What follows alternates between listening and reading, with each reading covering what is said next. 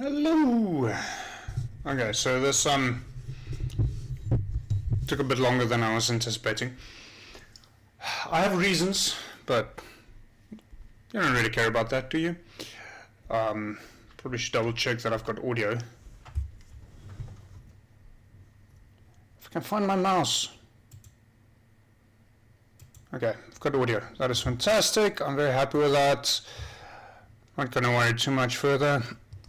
So, welcome. I know I started a little bit late. Sorry about that. It was a little bit rough. On the one hand, I was looking for miniatures that I hid for myself, which is always fun. So yeah, I hid miniatures for myself that I didn't really need them tonight, but while I was working with the masking fluid, I thought, like, you know what, let's do them as well, so I can prime them, so I can actually get a bit more done with my backlog.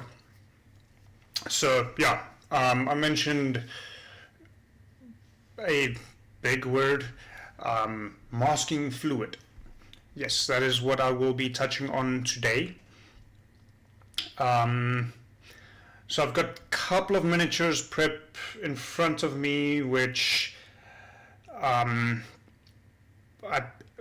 some of them is prepped, some of them not.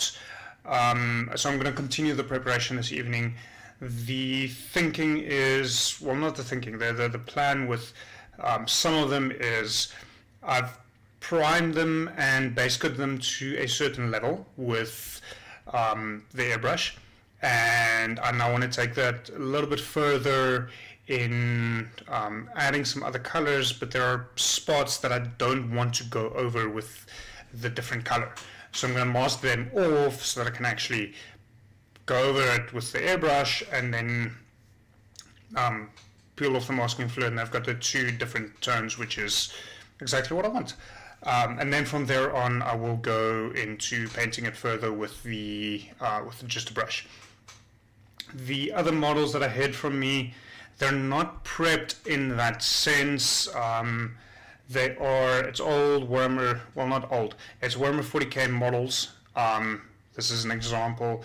Now, I got this baby secondhand, so I didn't put it on this pedestal, although I think it's a brilliant idea. I've got a couple of others that is some which is like this one, not really supposed to be on a pedestal, and others that are. And I want to prime them so I can start painting them. But I don't actually want to, because this is transparent stat, I don't actually want that to be painted as well.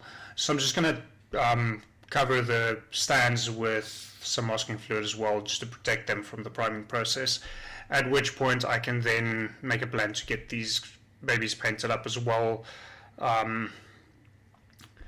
So yeah, a large reason why I am doing this tonight is partially because I ran out of time doing it another time, and well, not partially, I ran out of time doing it at some other point, and I want to get these prepped to a certain level, as I am planning to do a long 12-hour miniature painting live stream next weekend.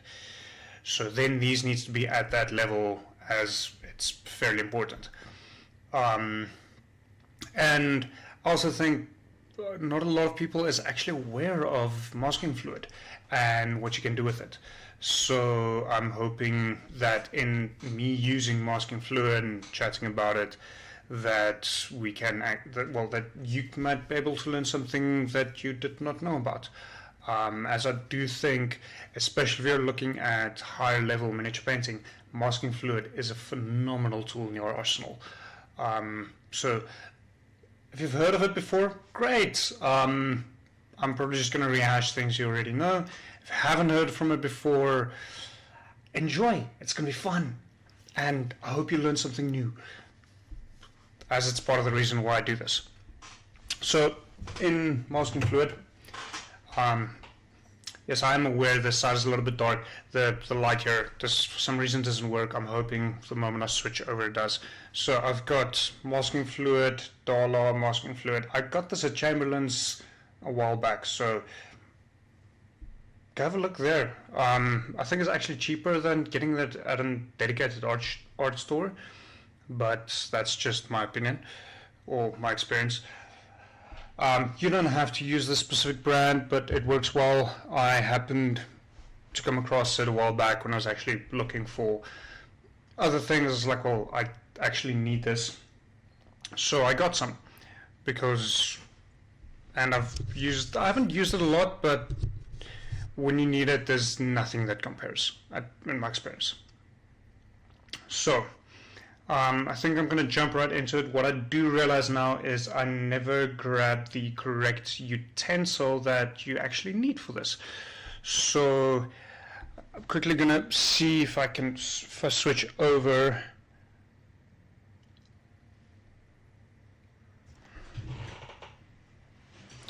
I have a suspicious feeling that my PC isn't picking up the second camera, and that's why the light isn't working.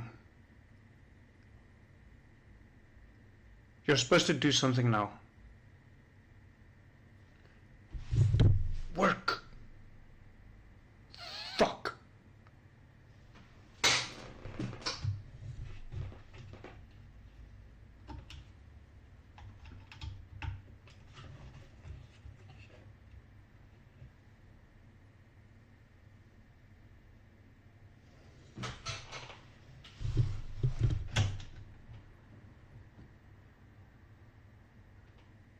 Okay, so the camera does register it's plugged in.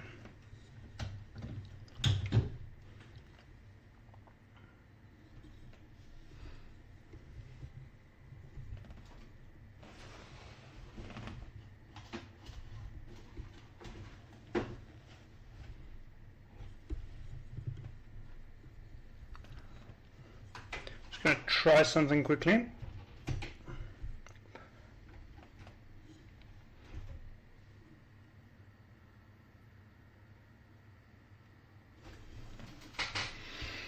Okay, this is mildly bothersome because without that the second camera, it doesn't actually help.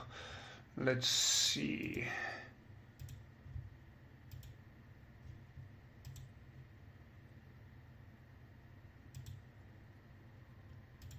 Okay, no.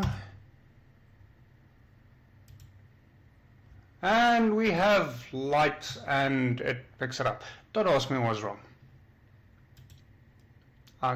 Yeah, I honestly have no clue why I did that. If I had, it wouldn't have happened. So, yeah, what fun. Okay, I'm quickly, see the angle's a little bit off. Just do that. Okay, yeah, so yes, I have coffee. My kettle broke, so the last time I had proper coffee was Friday morning at the office. So I just stopped on the way to grab coffee. Which is part of the reason why I'm late, because the queue was slightly longer than I anticipated. Apparently lots of people want coffee on a Sunday evening. But I shall be right back. I quickly want to grab the other tool that I need, and I'll explain it in a moment.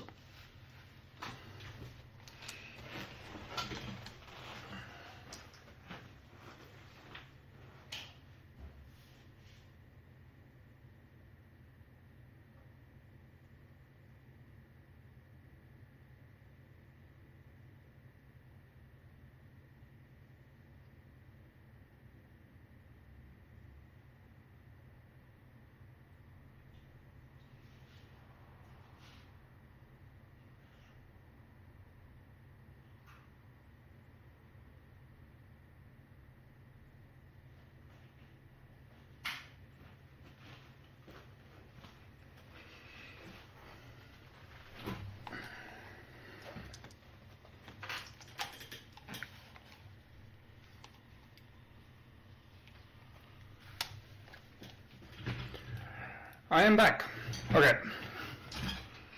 So the tools that I grabbed two of them because that was the right call, is two just old brushes, The reason for that is masking fluid is absolutely horrendous on brushes.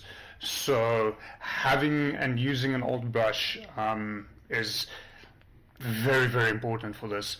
I would not, I think if I recall correctly, I've got these two sable brushes, both of which, the two of them together cost me like $500. I would never use these two brushes for that, so I'm gonna be smart. I'm just gonna put them aside completely. These two brushes combined probably cost me about $50, and they're 5, 6, 7 years old. They've seen kind of the worst of it. So I would absolutely use these brushes for this kind of work, but I wouldn't actually use them for any detailed work because you won't get anything detailed done with them. I'm just going to put these two workhorse brushes, both synthetic brushes, about $60 each. They work fairly well. I'm just not an overall fan of them. I'm still looking for a good workhorse. Okay, so I think with this camera it's a lot easier. So I've got several models that is painted up to this level. So what I did was a black primer, it's rattle can primer, because I haven't found a good airbrush primer yet. Then I did a zenithal top down with white from the airbrush. I won't use rattle can for white anything because I haven't actually had a good experience with that. I've heard some tips and tricks. I haven't had an opportunity to try it yet, but who knows. And then what I did, I don't actually have that available, which is fine. Is I airbrushed from the bottom up, so mostly where it's black and a little bit onto where it's white. I airbrushed a purple, which is my shadow color. And I've done that with several of these miniatures. Here's another one. I also did that with two smaller miniatures, which I will, for the time being, put aside. I've got another, I think, 2 or 3 smaller miniatures that's set up to the same level that I'll be tackling next time. So I'm just going to set them aside for now. Now my thinking is, I think this one probably shows it the best, although it doesn't really, it's going to be very, very difficult to view on camera. So you can see, maybe, I hope, on the arms there's like muscles on that I did purple from the top as well. And the thinking is I actually want the flesh to be purple, not just the shadows. So I covered them with purple as well, and now I'm going to mask off those areas so I can do another top-down zenithal, and it'll be a lot more focused. So literally, where zenithal you would come down, if you've got a miniature like this, you'd come down straight from the top and then angle it down to probably about 45. This time around I'm going to do straight down, so that there's some of that purple still showing through after I've done the white, at which point I will then do a green, because that is my primary color for the army, as you can see with these guys.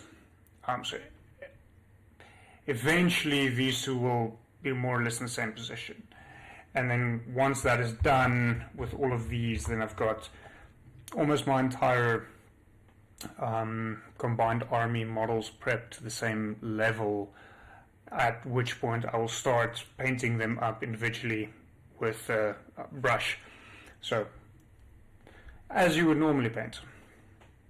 And that is what I'm planning for the big 12-hour live stream, which is happening next weekend. So I want to get all of these done for that, so I can actually sit and just brush paint onto them and hopefully get at least some of them done to a very high degree. I don't think I'll get everything done, but I'll definitely be focusing on the ones that is more crucial than for me in terms of playing for. So for example, this big boy here, I got that with a jig special a while back for the buy two get the cheapest free. I wanted these two and I was willing to pay for them, but they had this one which cost the same, also available, and I absolutely love this model. I've got no intention of ever playing with it because it doesn't really suit the army I'm playing, but it's such a beautiful model. It's like, well, while I'm paying for those two and I can potentially get this one free, I'm definitely doing that. So, yeah. But I've talked enough shit. Let's get to actual, like, sort of miniature painting. Quickly want to do something this side.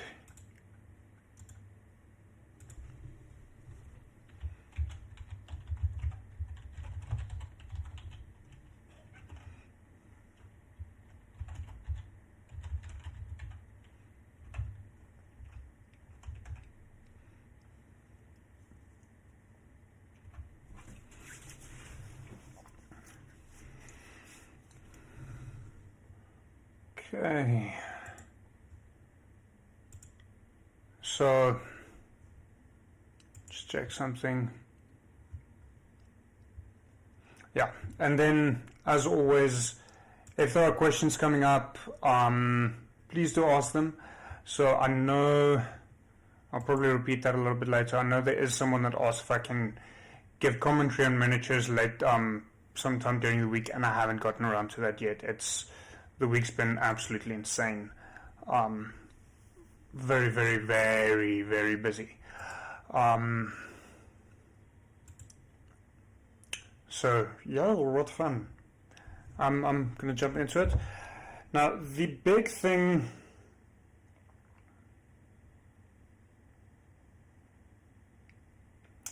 with masking fluid, at least in my opinion, is make sure you get a masking fluid that you have the right tools to clean your brushes with.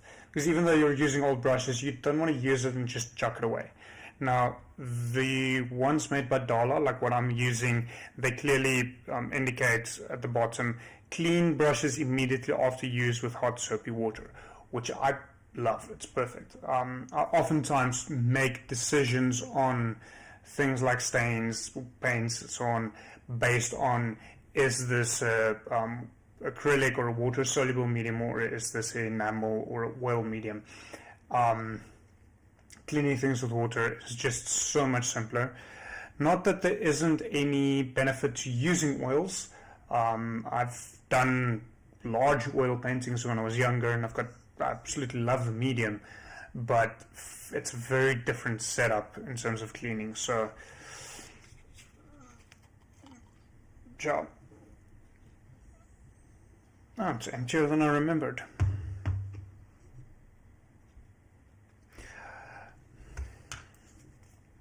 So it is going to dry. It's a latex medium. It is going to dry in a rubbery kind of texture, which is great when you want to start peeling it off later on.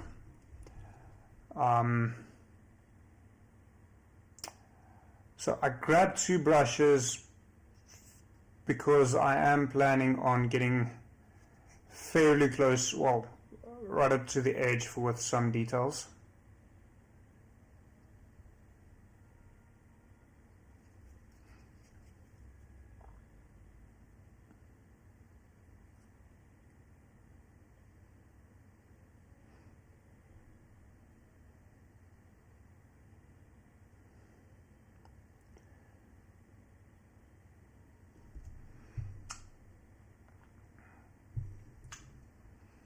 I'm thinking now I should have grabbed a toothpick as well. It would have made life a fair bit easier. Thankfully, I have some tools in my immediate vicinity that I can quickly make a plan with.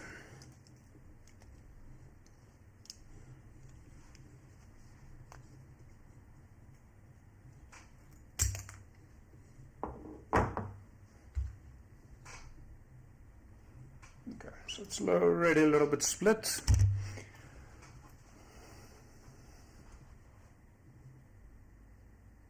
Alright, I'll put that knife down somewhere else.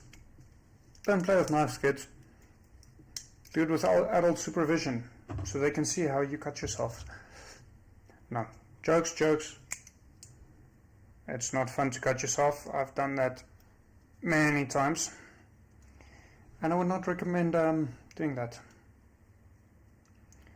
So all I'm currently doing is I'm just sharpening the tip, so I've got a nice refined point that I can utilize to push some of the masking fluid into some of the really tiny details. That is a bit more difficult to get a brush into.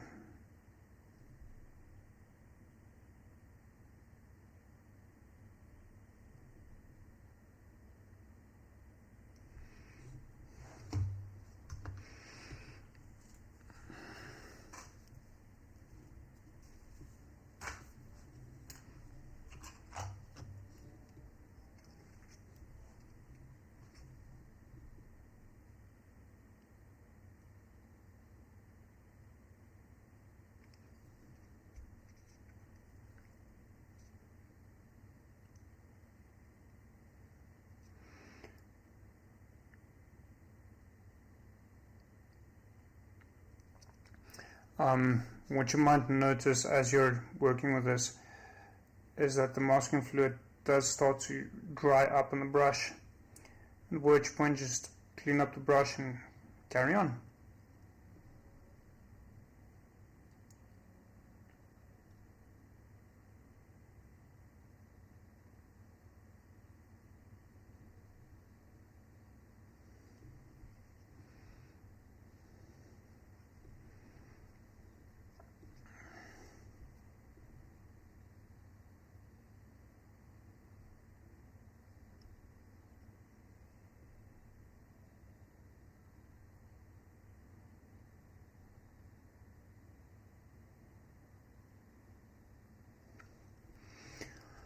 Now what does sometimes happen is what I've done there, I don't know how obvious it is, I missed a little bit on his leg armor, which is actually where I want paint to be, but that is fine, as unlike paint you can actually have this, or let this dry, and then just peel it off.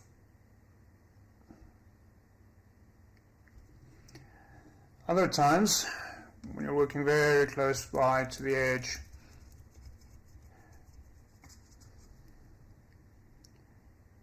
a little bit of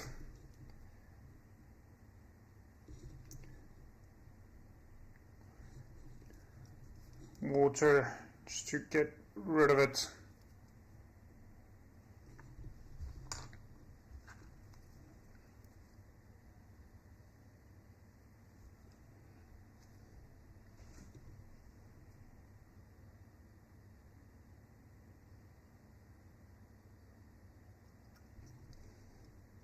Again,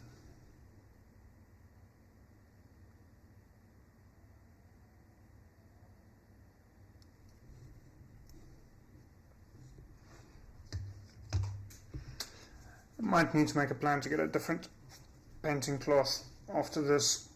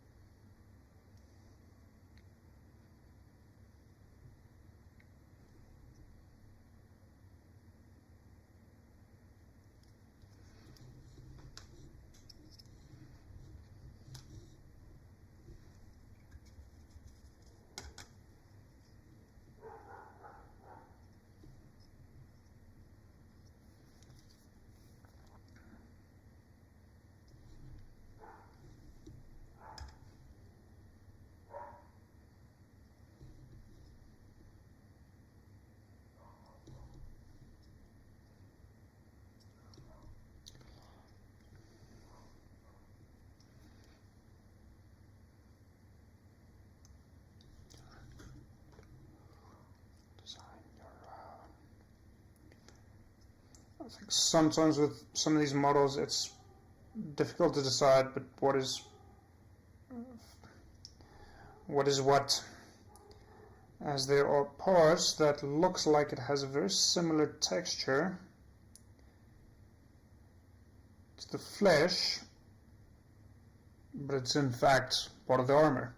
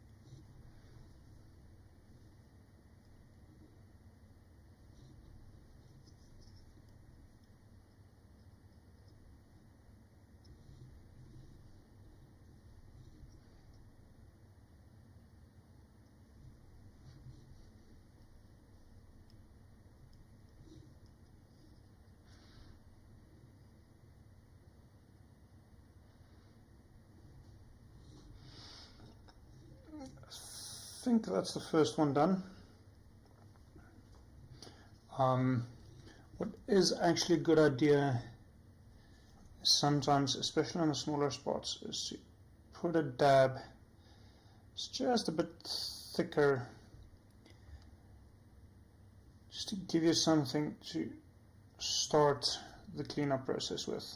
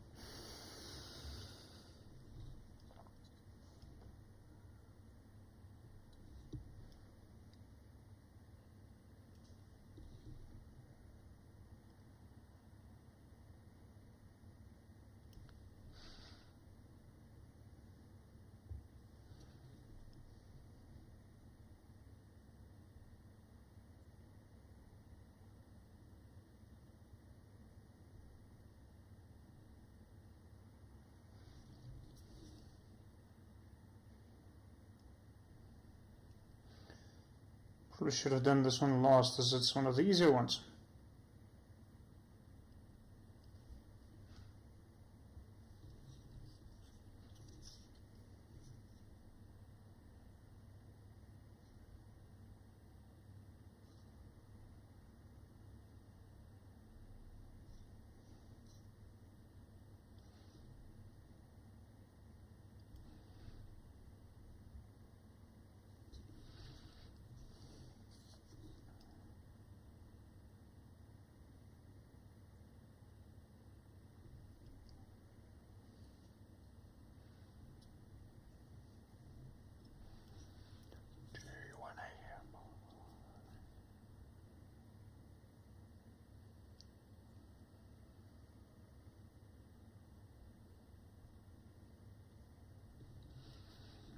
I'm actually gonna hold on with this one for a while because it's got some nice big bulky muscles that's standing out from under the armor.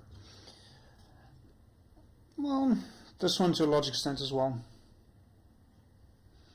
But I like leaving the easy ones for last. Something to look forward to.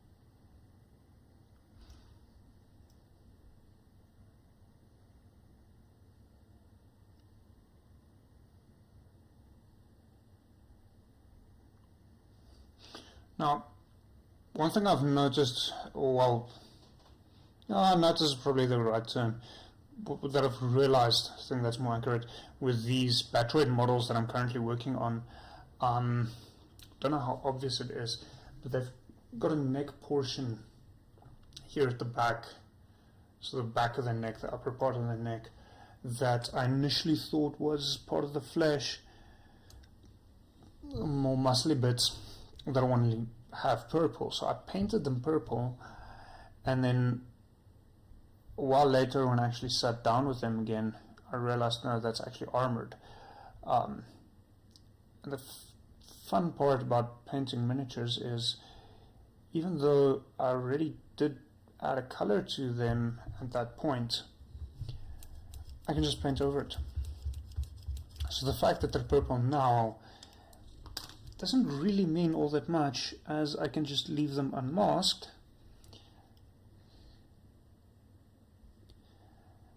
and then go over them again with the airbrush with the whites and the green in a similar manner than what I'm planning to for the rest of the model, and it'll work out okay.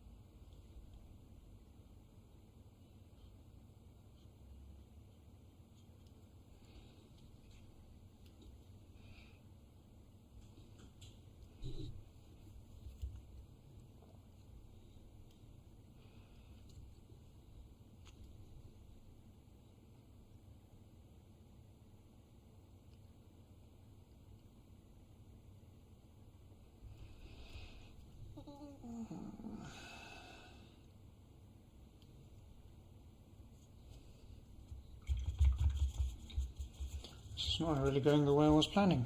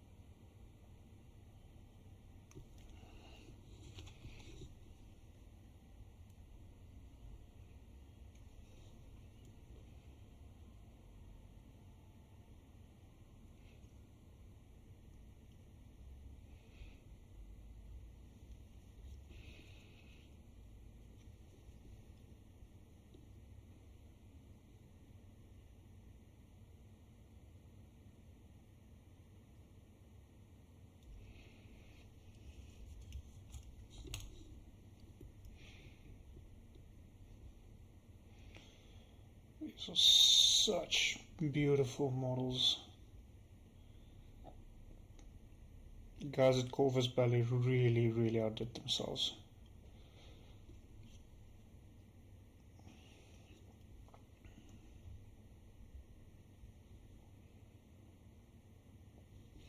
absolutely love the combination between the organic and the mechanical.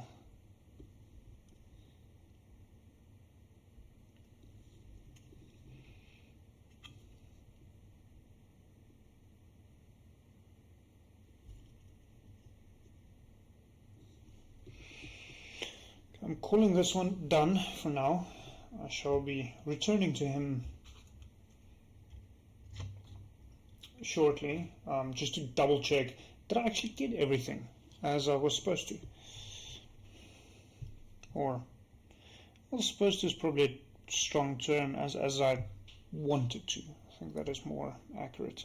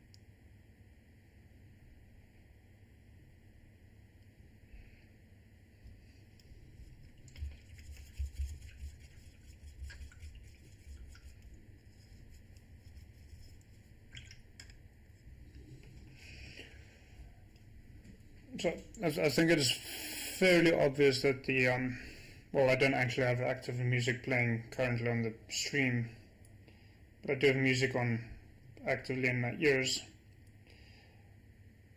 The reason for that is twofold. Well, no, actually not. It's simple. There's this wonderful saying that the mind of an artist is like a internet browser with 100 tabs open. Half of them is frozen. You've got no idea where the music is coming from. And when I listen to music, it shuts off the music portion of the brain. So there's nothing playing in my mind. I can free up brain space in order to focus on other things.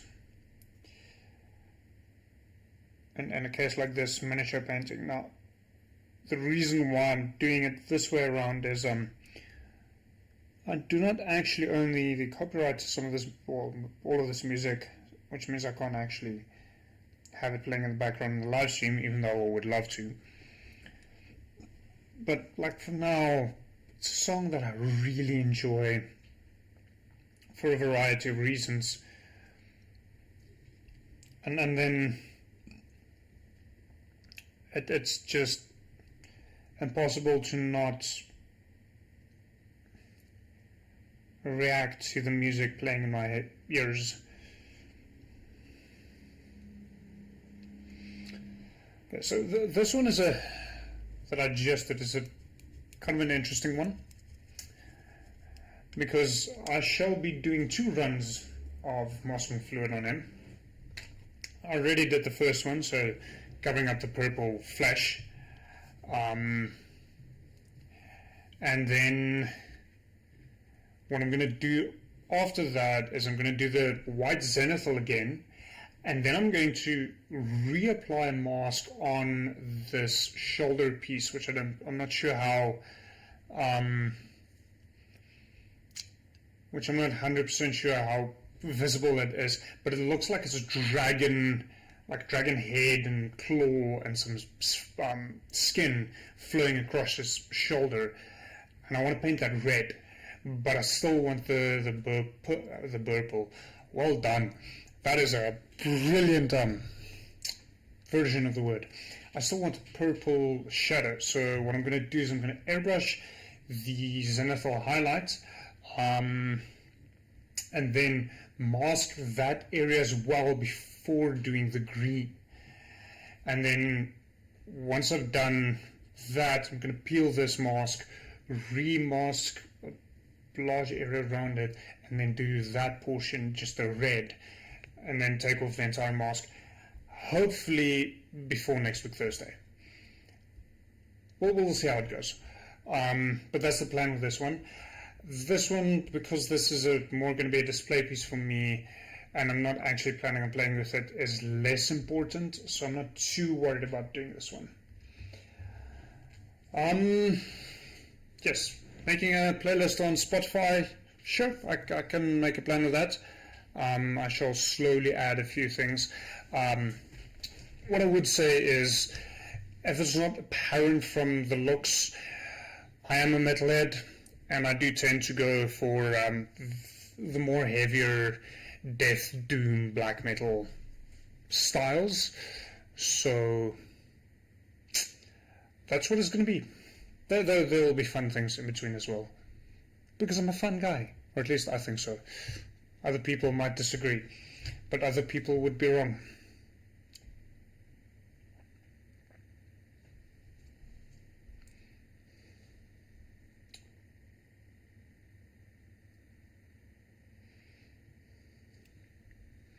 So yeah, if you just joined us, I'm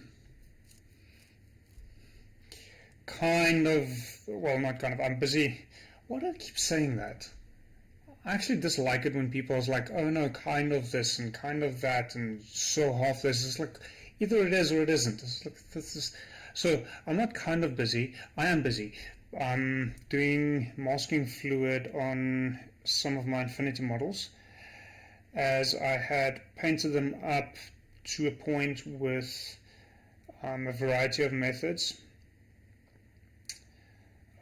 well, not a, yeah, it's a variety of methods. I mean, it's a rattle can prime and then airbrush, utilizing the concepts of zenithal, but doing it not in a traditional black-white zenithal style. So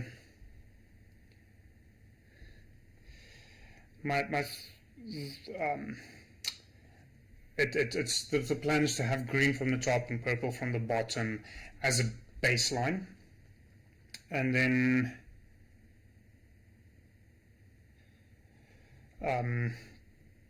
going from there by brush. But there are some of the more, I call them fleshy bits.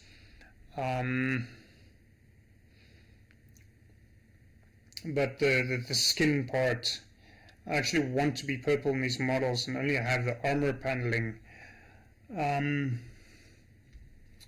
be the green. So I painted up the shadows to be purple, and then as well as the skin fleshy parts, and then I'm just masking off the parts that I want to stay purple before I airbrush the green. I can either be careful now with the masking, or I can be careful later with the airbrush. And I think the masking is a lot easier to be careful with. So, yeah. Yeah, sorry, that's a very bad timing to get a new project. If it makes you feel better, I'm working tomorrow as well. Now, the agreement with my day job is we work tomorrow so we can get Friday off and actually have a proper long weekend. So then it's Thursday, Friday, Saturday, Sunday, instead of Saturday, Sunday, Monday off, Thursday off, Saturday, Sunday off, which is a bit difficult. Sorry, getting WhatsApps in between as well, and then my phone is polite, my watch is polite enough to let me know.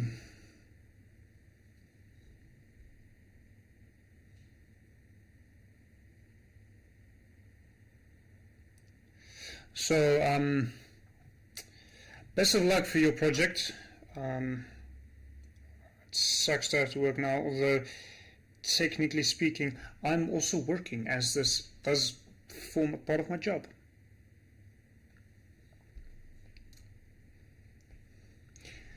And the way it forms a part of my job is then I can kind of sort of demo laser cut stuff that I do. Which reminds me, I have mentioned this before in previous live streams. I've posted this on several of the WhatsApp groups that I'm on. My new website is live, so please go have a look. I've also got a 20% discount on all in-stock items until the end of April. So it's an automatic discount. If you order anything that is in stock, it gets automatically applied when you check out. So please do go have a look at that. I'll quickly post the link again. Although with the updated website, I've also found out that it is significantly easier to find me if you just Google either my website or the business name, or if you just search like laser cut terrain South Africa, also pop up very high up, which is fantastic. Oh yeah, you mentioned you work for a US company, which is why you work strange hours. Plus side, you get paid in dollars, which we don't.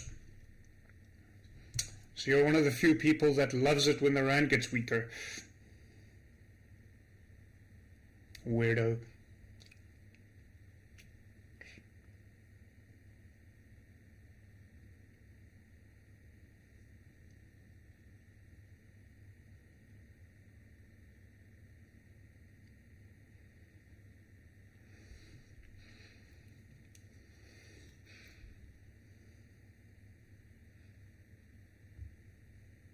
So, seeing as you don't get South African public holidays, you're more than welcome to join me on Thursday, as I'm planning on doing a 12-hour live stream from 10 in the morning till 10 at night. So hopefully I'm a little bit of entertainment for you while you're working, although I'm guessing you sleep a lot of that time because you're working late at night.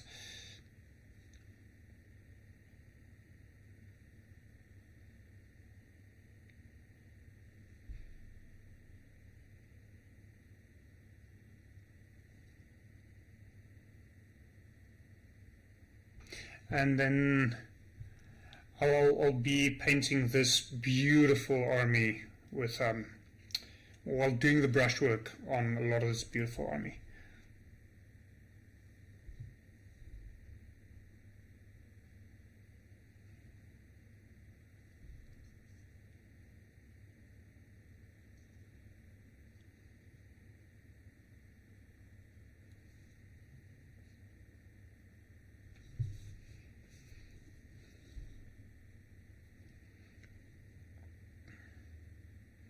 So that's perfect then.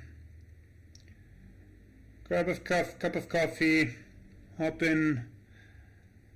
Hopefully I have a kettle by that time again, so I can actually make my own coffee again. My kettle, it broke. I don't know how. It just started tripping the earth leakage, and I did pop it open to see if I can figure out what's going on inside of it, why it's causing that, but I'm not seeing anything particularly problematic with it. And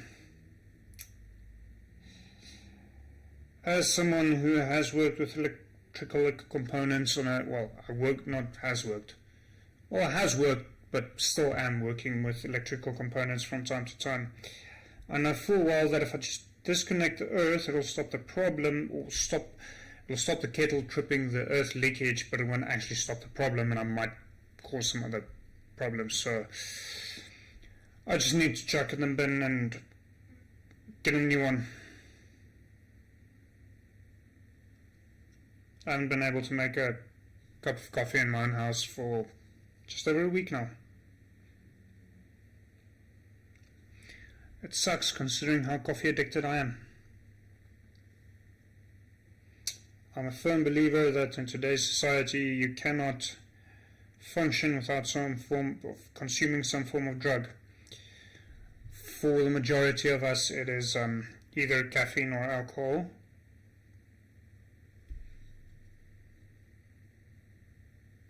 I'm an avid supporter of both. Hence,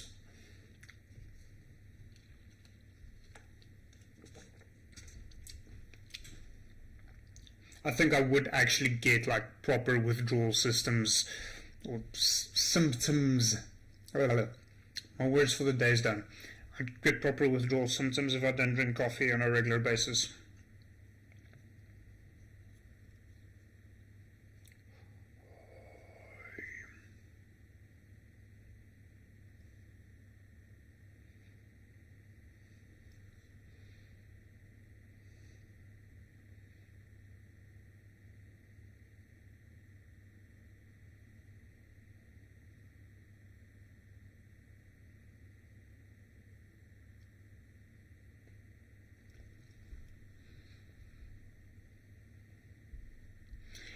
No, be better. We have Slayer now.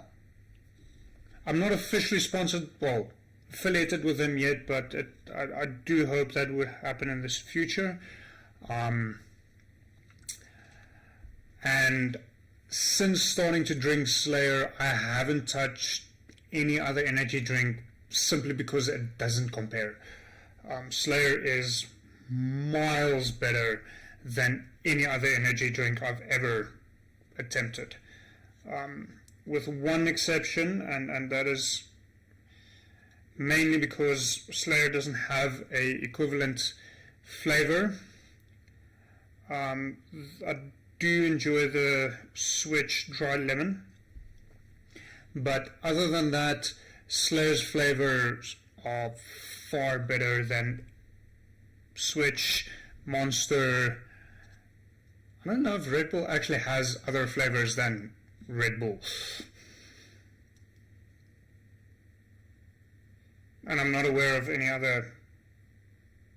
Well, there's probably others and I've seen them, but I'm not too familiar with them.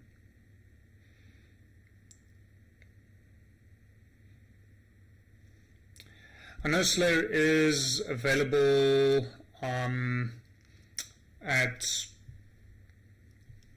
Max's Hub, so with the painting days there, you can actually grab some of them.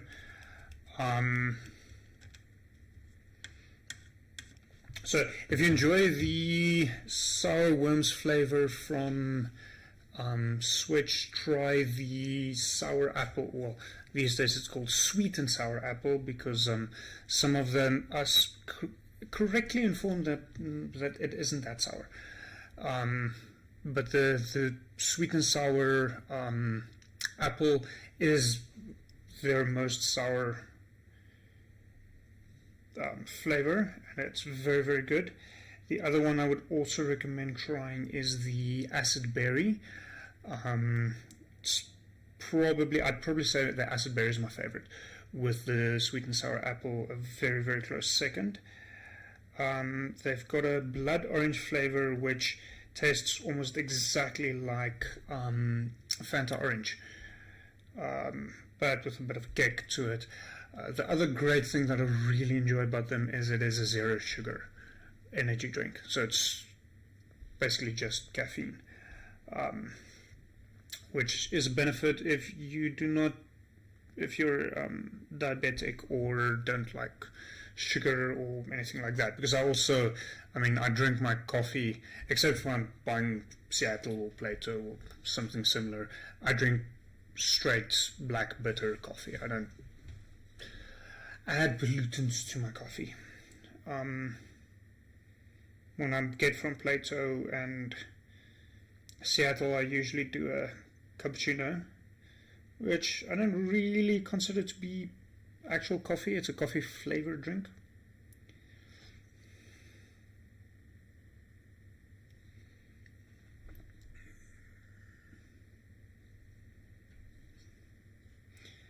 But yeah, I'm at the point where I really, really would not recommend any other energy drink to anyone other than Slayer, because they are just, in terms of actual flavor profile, they're miles ahead of anyone else that I've tasted.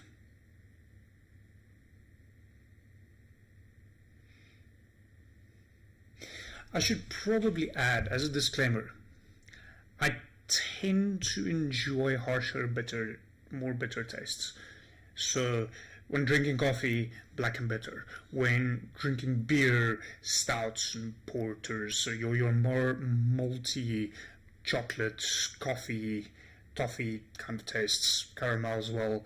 And then in lighter beers, I tend to go more for your India Pale Ales, your double India Pale Ales, which has a very pronounced bitterness to them. So my flavor palette prefers other styles of flavor. I do love sweet things as well. You get those, like, I think it's an 800 gram bag of jelly sweets from the Pakistanis. I finished that in one sitting. So I think my flavor preference is quite unique. So when I say try Slayer, I should probably add, take that with a grain of salt. No, don't drink the Slayer with the salt.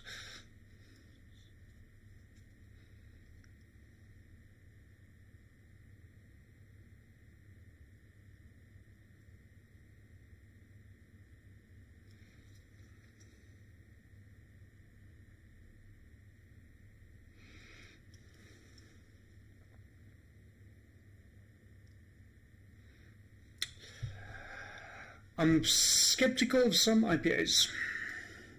The reason, well, there's two reasons for that. The first one being IPA is short for both India Pale Ale as well as Imperial Pale Ale. I love an India Pale Ale. I despise an Imperial Pale Ale. The flavors is just, it's wrong. It doesn't,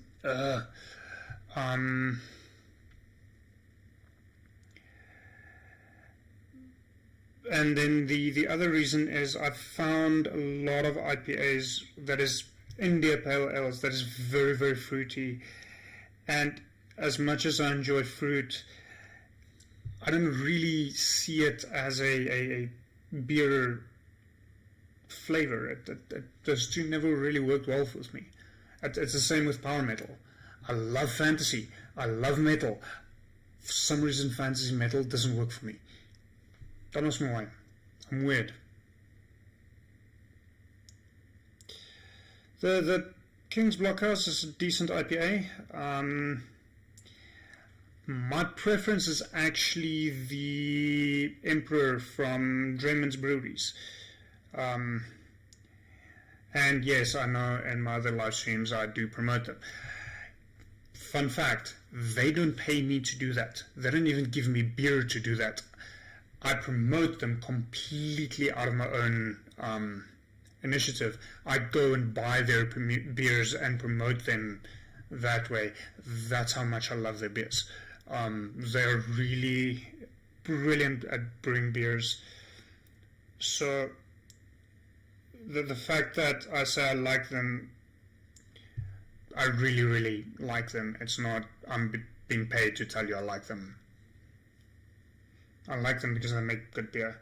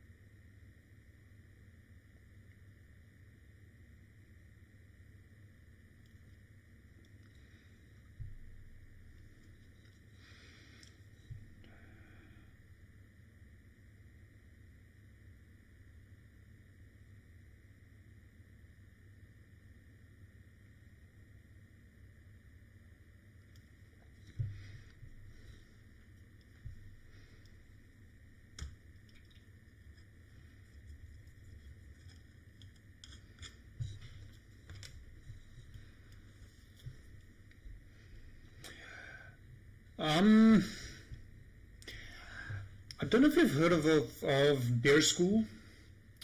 It's done by Troy May from #BeerTime.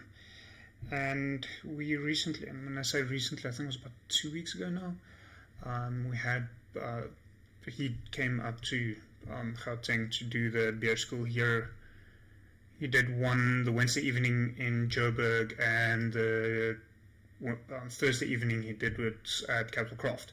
And this past one was specifically about hops, where we literally tasted 6 different hoppy beers, and we had to try and identify the hop profiles. I did on my other Instagram profile, my other not the Brink Designs one, my other one, the Diary of a Beer Man. I did a post about that, and the tagline was literally, it's like, today at beer school I learned I don't like hops because I suck at identifying them. I prefer heavy malt, so stouts, porters, darker brown beers.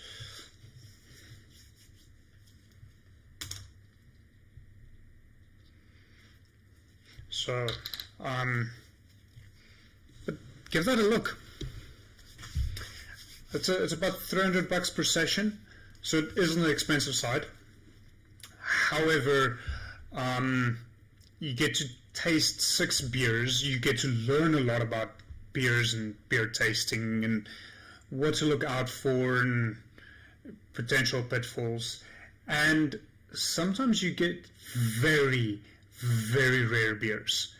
I do remember at a dark beer session last year, and when it was $300 per person, they had a bottle there. There was only 100 bottles of them made. It's a 750 bottle. It looks like a champagne bottle. And each of us literally got a glass with about that much in, because that one bottle cost like 3,000 Rand. Beautiful beer. I would not in a million years pay that much for a beer, but it was fucking brilliant. So sometimes you do get very, very rare, very unique stuff that you won't get anywhere else. So it's the exception for me to miss a beer school. I've also started building a fairly good relationship with Troy because of my love for beer. It's also part of the reason why I try to promote different beers when I do the live streams. The main reason I don't do that on Sunday evenings yet is I first need to really make money before I can actively do this more regularly. Sadly, like most other hobbies, beer gets expensive.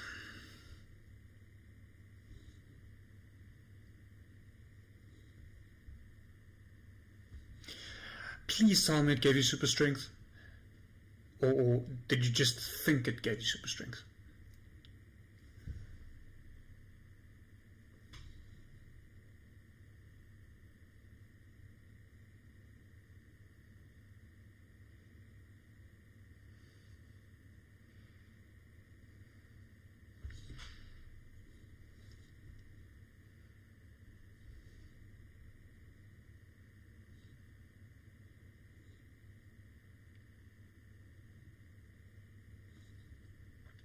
Although now that you mention it, you are reminding me.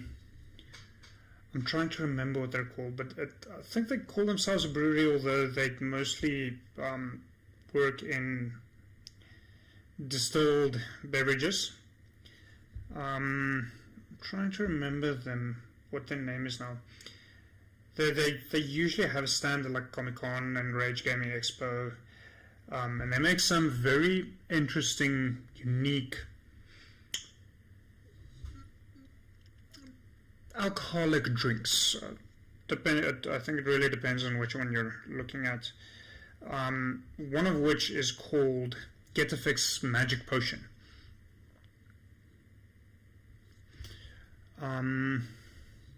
Actually, I have a bottle of that on the shelf. Let me just finish up this portion. I'm going to finish my coffee and actually pour myself a drink of that. See what you do? You make me drink. You push me to alcohol. Yeah, most places are microbrew.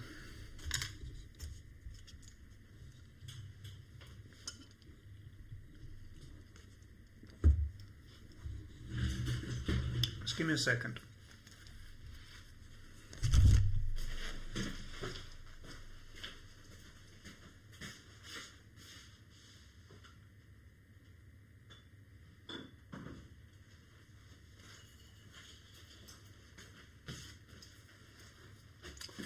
Found it.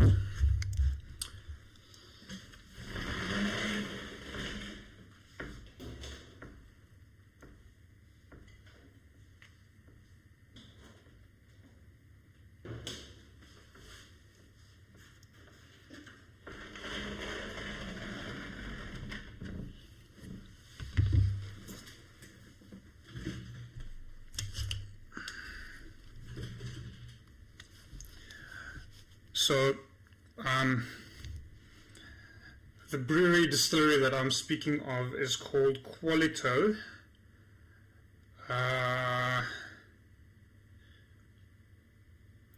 www.qualito.co.za. So, brewed and distilled here in South Africa. Let me quickly pop that in.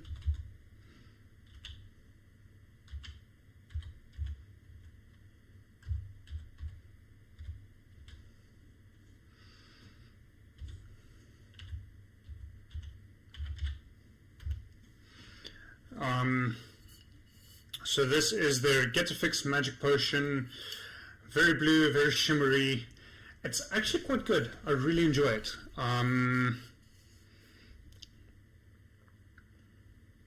had discovered them at Comic-Con. I bought some of their mead and obviously the Magic Potion. I'm actually surprised that they do get away with the name. So, but you caused this now. And this stuff, if you drink enough of it, I do believe that you will think you have super strength. So, skål. This really looks like a magic potion, especially on camera.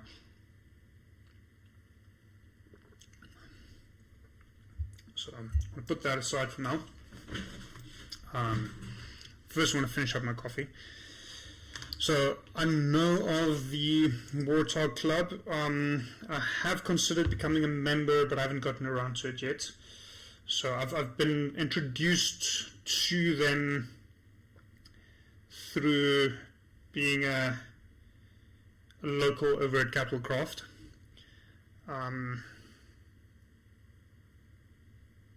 Which does remind me I need to make a plan to get there again before I get cocked out because I haven't seen me in a while.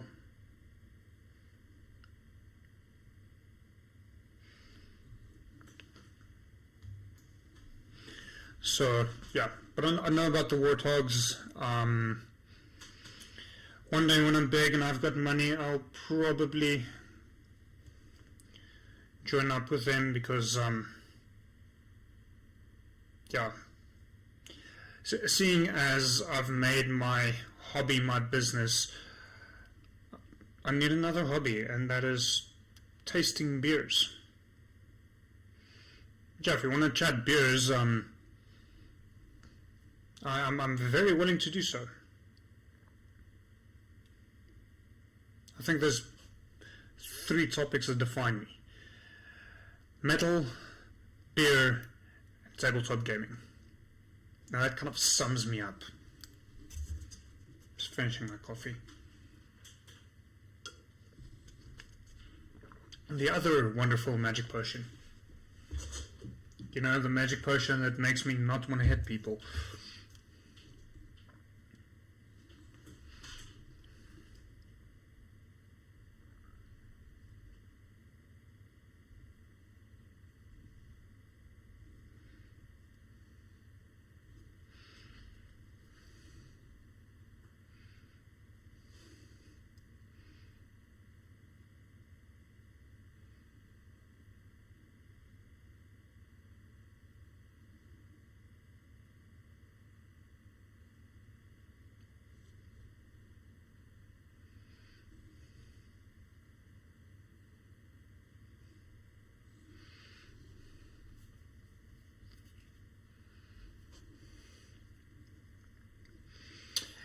Yes, there are many South African proverbs like that.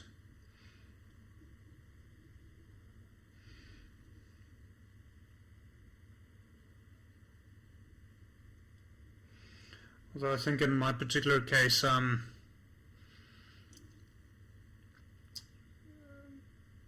do intend to actually make a portion of that a reality in terms of the business, as my dream is not to keep Brink Designs and Displays as a local small business. I actually want to build it to the point where I'm competing internationally.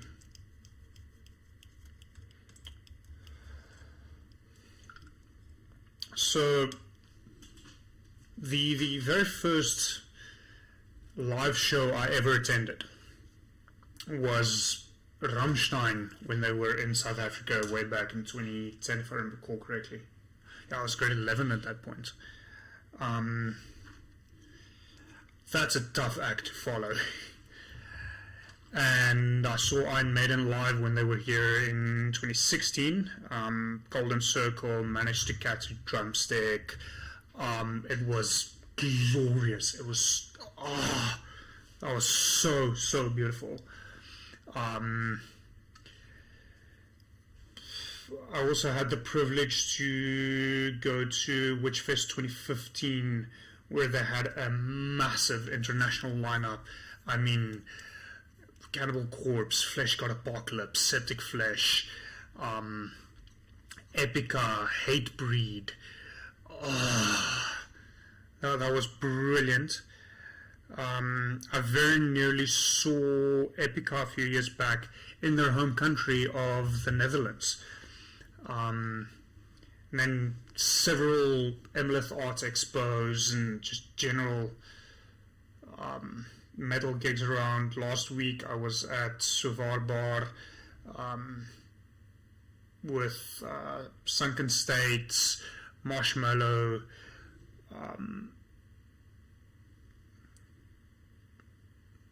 and then along with that, I very much do the battle jacket with different patches. So it's constantly growing. I'm just fighting to find patches locally. I'm considering doing a second one that's just local bands.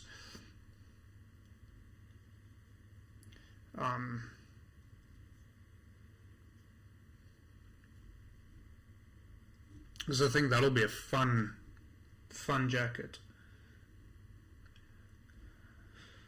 So yeah, I mean, I'm the guy at expos and so on, walking around in a kilt and battle jacket with a laser cut submachine gun.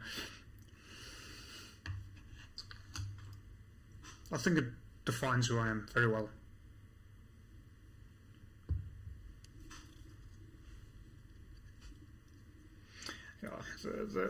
I'm very eager. I don't have the money to do that, sadly, but I very much wanted to go to the Rammstein European Stadium tour.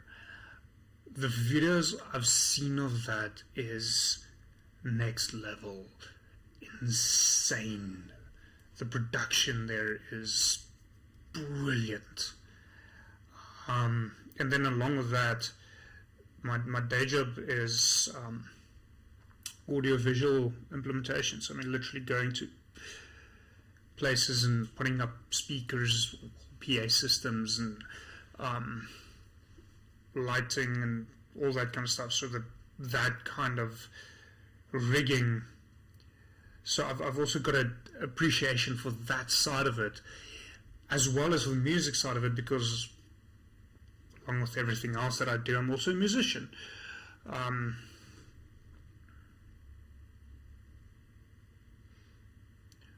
So yeah, it's a completely different ball game.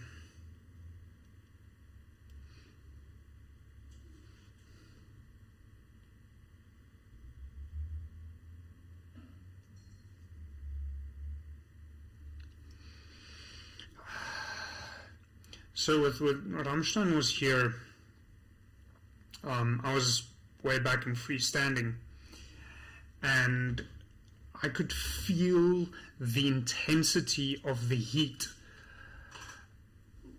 almost instantly where I was standing at, I mean, what's this, like 50, 60 meters away. Now, even grade 11, I was already towering over most people. I was actually shortest kid in class until grade 10, and then I shot up. So I had a good view of what was going on, but yeah, that heat was insane. It's actually, I think way back then it was acceptable.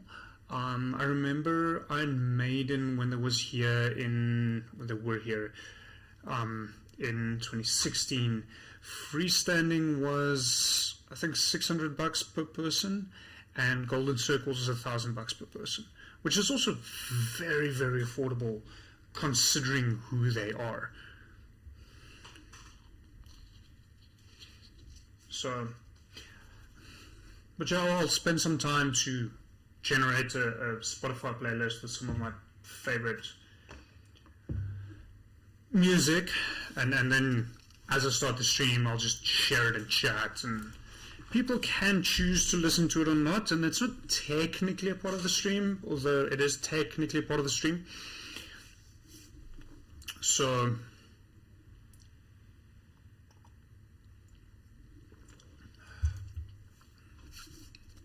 okay, so I have officially accomplished what I wanted to do in tonight's stream, and that is to mask off several figurines that I want to focus on, some of which I don't want to focus on immediately, but I want to focus on in the near future. So I'm happy with that, but I've been put into a position where I had to pour myself another drink, so I'm gonna continue painting for a bit because it's fun, and I don't do nearly enough painting. You go there. That's where the other one is. I'm looking for you, and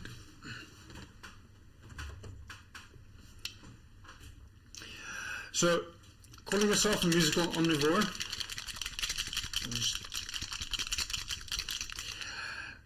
you're probably the first person that I believe right off the bat. Mainly because we actually spoke about metal bands before you mentioned that. A lot of people who say that it's very much a case of like, okay, challenge accepted. I shall prove you wrong. And then I start playing the music I enjoy, and then it's very quickly a case of like, oh no, I listen to everything except metal. It's like, well, then you don't listen to everything.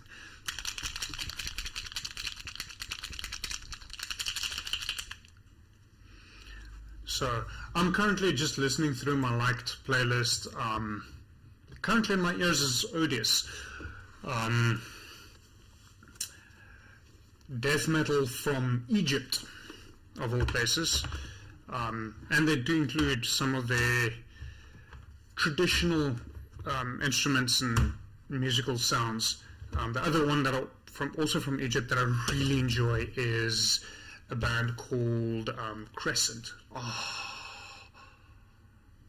Oh my word, Crescent is beautiful.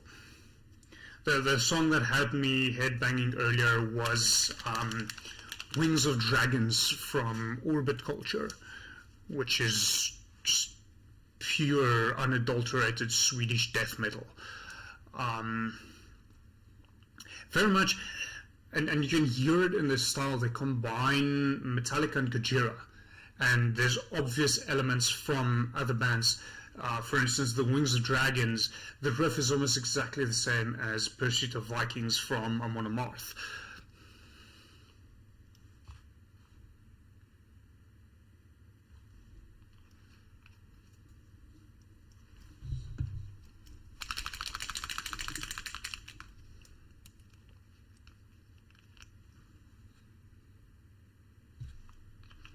I really need to replace my wet palette sheet. It is filled. Well,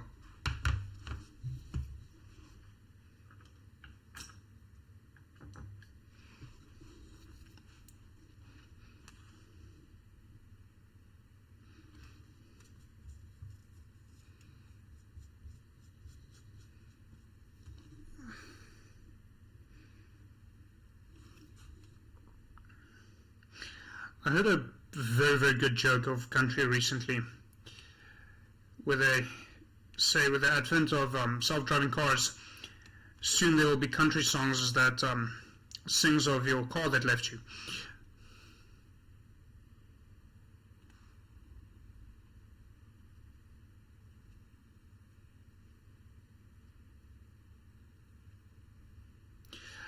I think the only music that I do listen to voluntarily is metal, obviously, and then some more of your dark wave, a little bit EDM, that kind of stuff, some more your gothic style music, your the two bands that immediately comes to mind is V&V Nation and Diary of Dreams, both of which is absolutely beautiful music. The rest, I've also got a soft spot for more cinematic classical music. I mean, I grew up with a lot of classical music in the house. And there is some music that, I mean, if it's playing, I won't freak out about it, but I'm not going to put it on myself. Because, as a musician, I'm very particular about the actual musicality of music.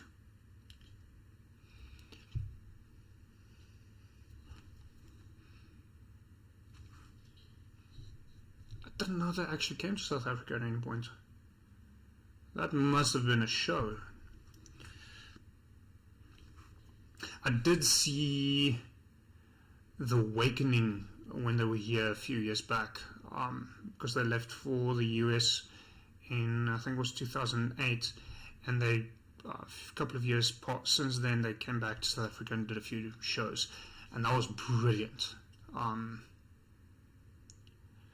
I know I'm singling myself out, but I actually prefer their version of The Sound of Silence above the one that Disturbed it. I'm not saying the one Disturbed it was bad, it's just, I think The Awakenings was better, or is better.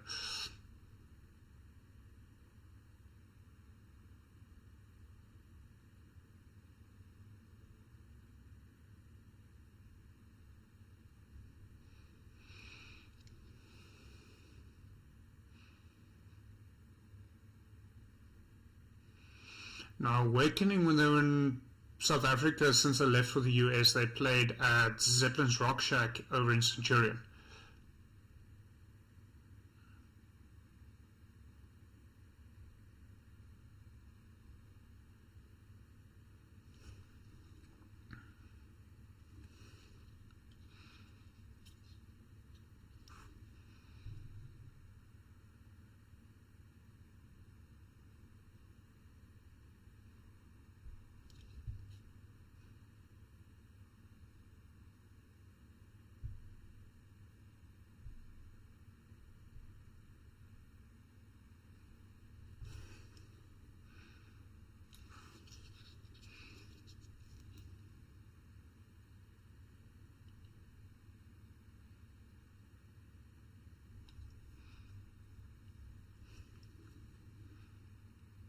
But what I'm gathering from what you're saying is we probably met each other at one of the alternative events and just didn't realize it.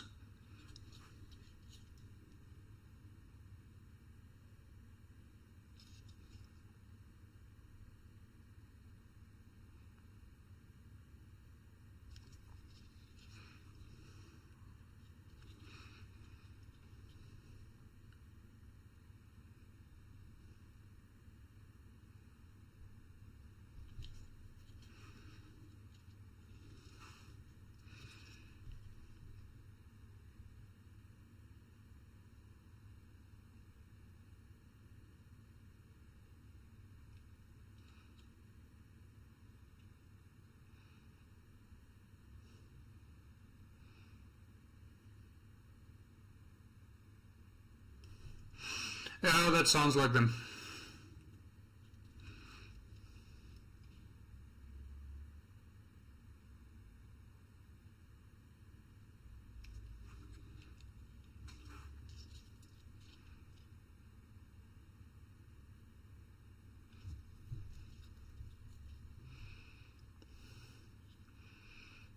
Well, either it's a fantastic bonus or they absolutely despised it. And there's no middle ground.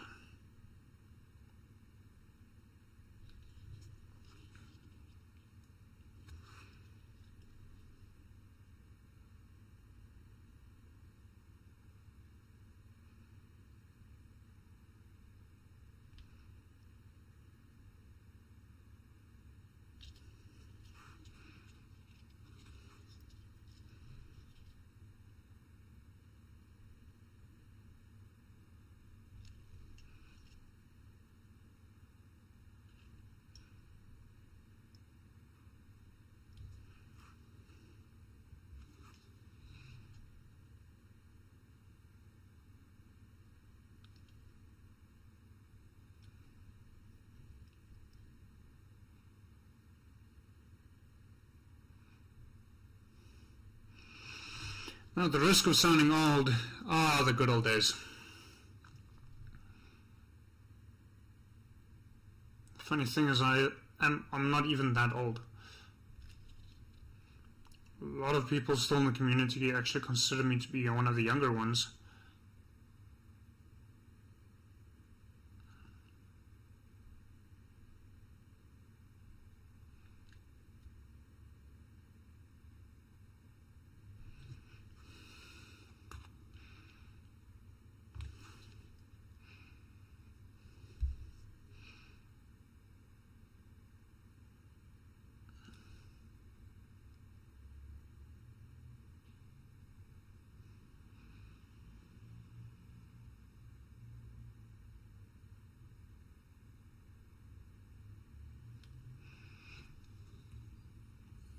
So I'm not ashamed of my age. I'm 31.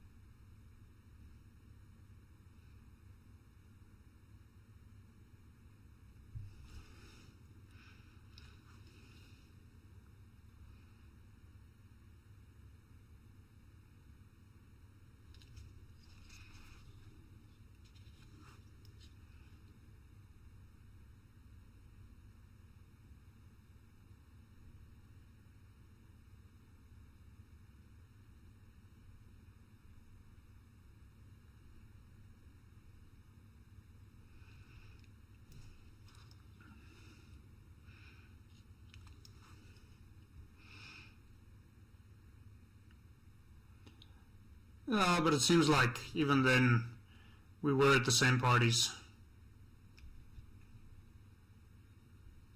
with the same people.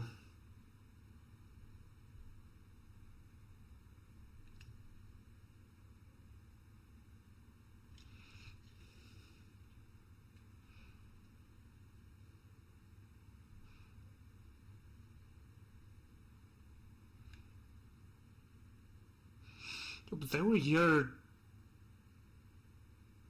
2010, 2011, yeah.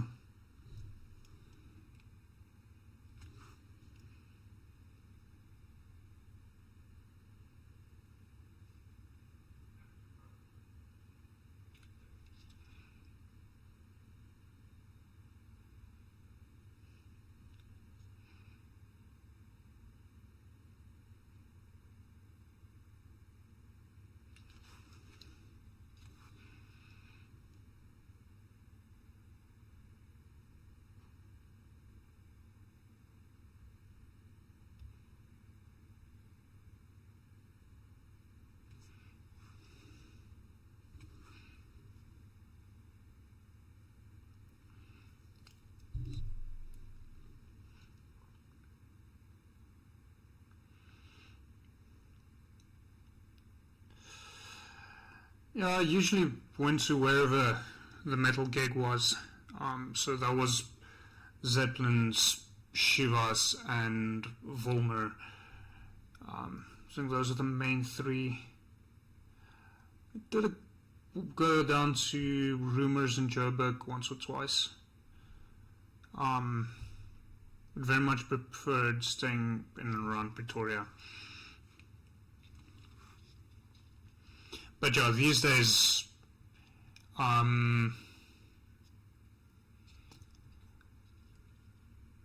most of the more metal gigs tends to happen in and around Joburg. There's very little happening in Pretoria these days, sadly.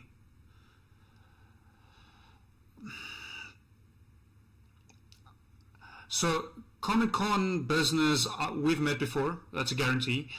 Off the top of my head now, I don't recall her directly now. The reason why I say that is I would, at Comic-Con specifically, I would walk around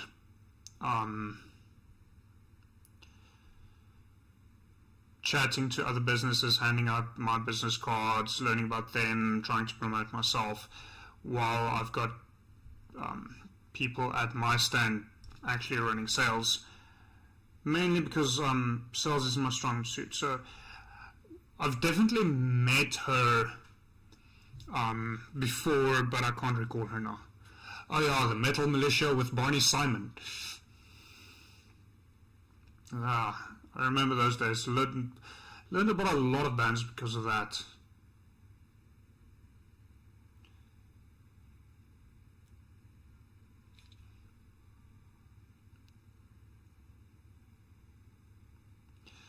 Interestingly, I actually learned about Amon Amarth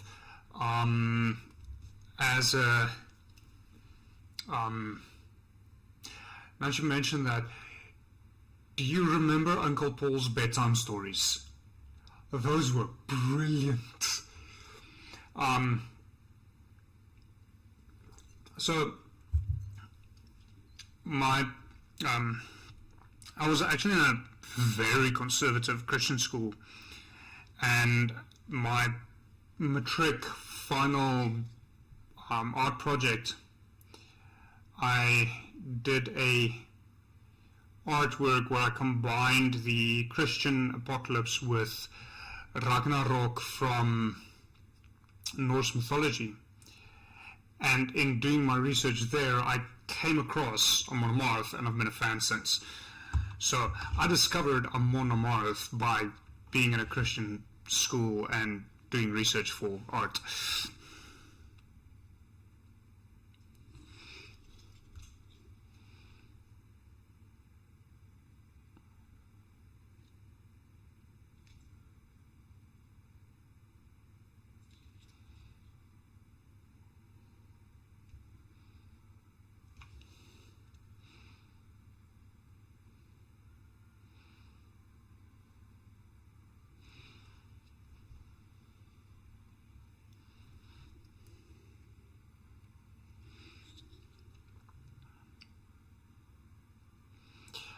I actually still recall the very first time I consciously listened to metal. It's a non-metal friend of mine who played me Amaranth from Nightwish when I was 12 years old. And since that day, I just delved deeper and deeper and deeper into the whole metal community, the metal scene, and started listening to much, much heavier and darker music since that time. I still listen to music, to Nightwish. Ironically, it's Dark Passion Play from Nightwish currently playing in my ears.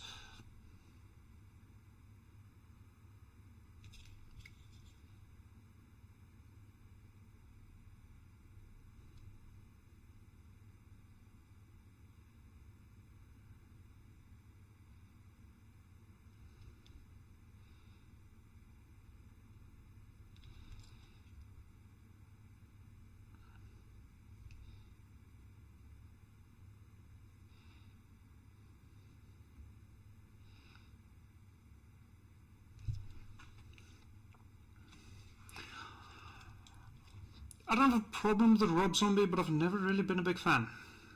I honestly don't know why. Makes very interesting music, but I've never really been a fan of him.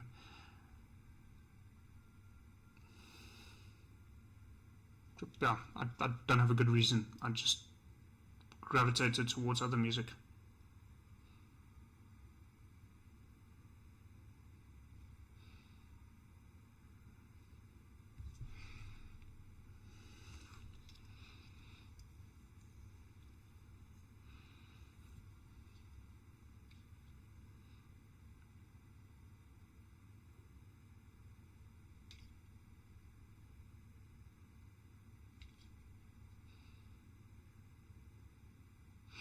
I think most of my experience with goths is actually attrition at Onplus.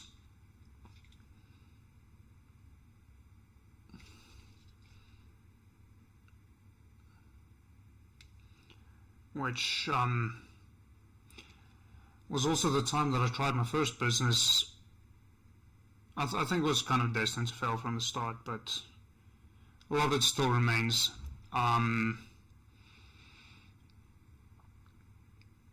was called Books and Bullets. I did bullet belts and handmade leather books and things like that.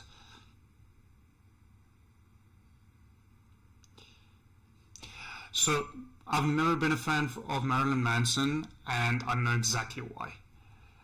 Because Marilyn Manson is, in my opinion, a pop star that tried to be metal. I mean, and at the time that I actually came to this conclusion, I went to go look it up. Half of the music that he released was covers of someone else. So it wasn't even his own music. And the music that was his own was so repetitive, just like pop. So for that reason, I've never been a fan of him. And then along with that, the main reason why he was so popular is because of controversy. He wasn't popular because he was a good musician, he was popular because he was a controversial bastard. So I've never been a fan of Marilyn Manson, and I don't see that changing anytime soon.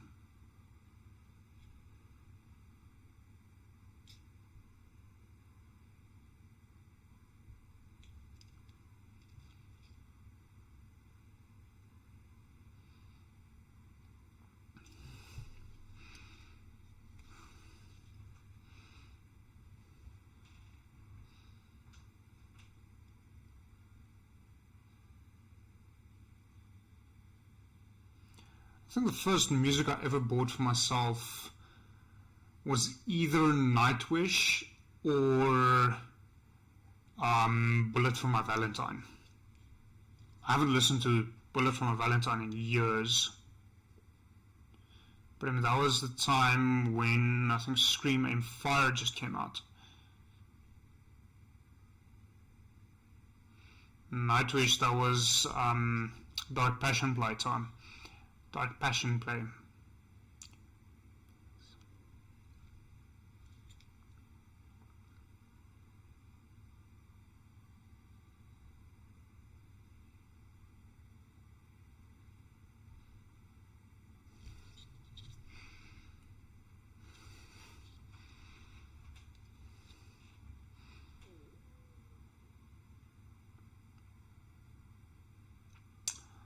Neither of those two bands actually says anything to me.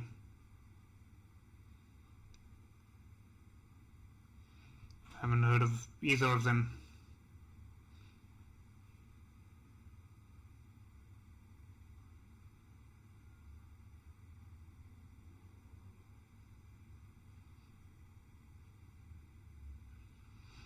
I think that the bands I listened to the most in the past couple of months is definitely Insomnium and Mariana's Rest, along with Clouds and also quite a lot of Orbit Culture and Gojira. I think that's currently my top 5 bands.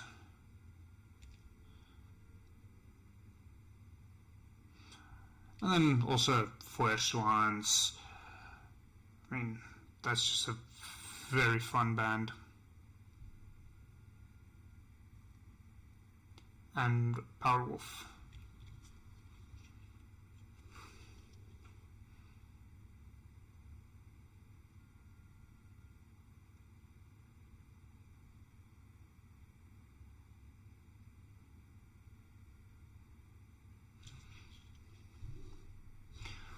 I'll go have a listen. And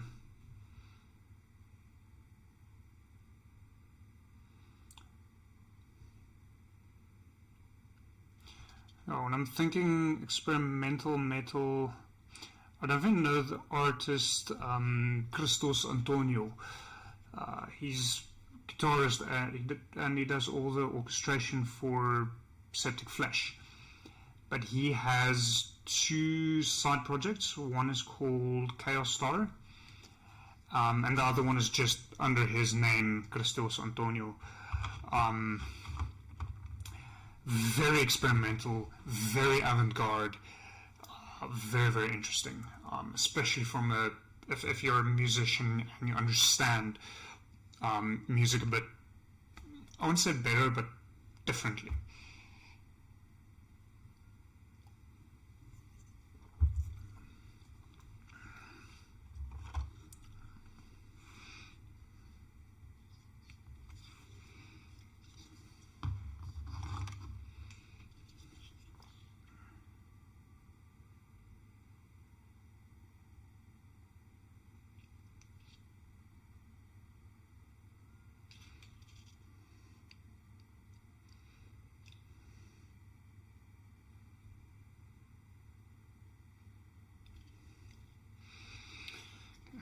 So it's finally starting to happen.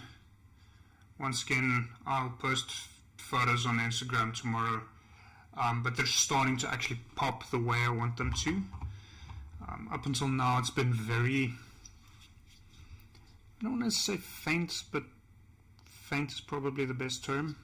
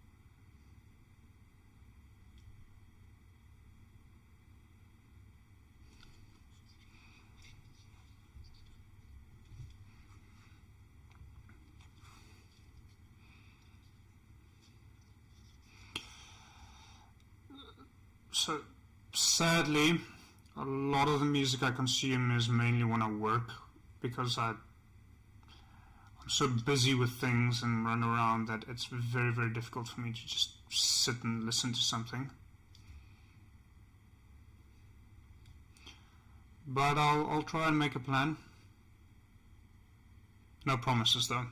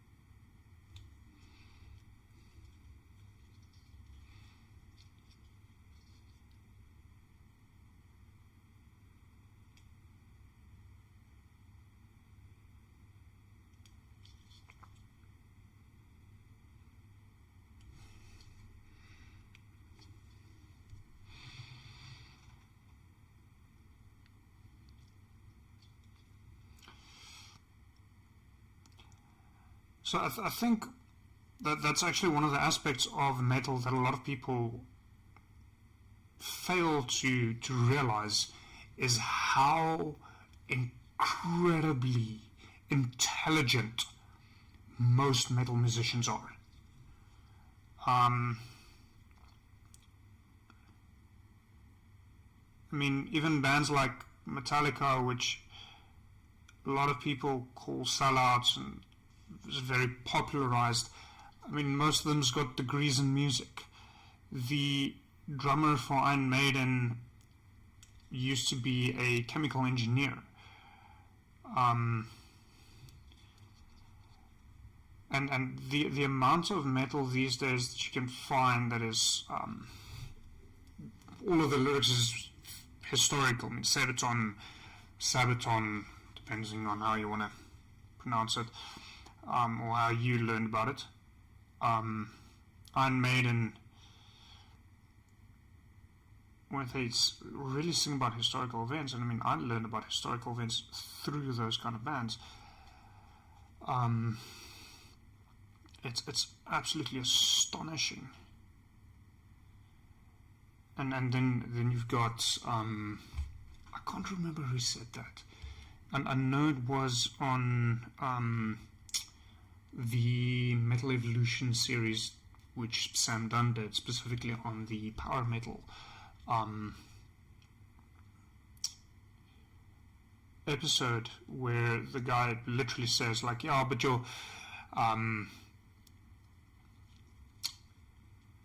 the classical composers were the first metal artists, and if you take their music and play it through a Marshall stack, it's metal. There's even some people that say classical music is metal before electricity was invented. I mean, those people are revered as some of the most intelligent people in history, with what they did, and their music is commonly associated with study, with learning. I think it's absolutely ridiculous that people look down on metalheads and metal artists as somehow inferior.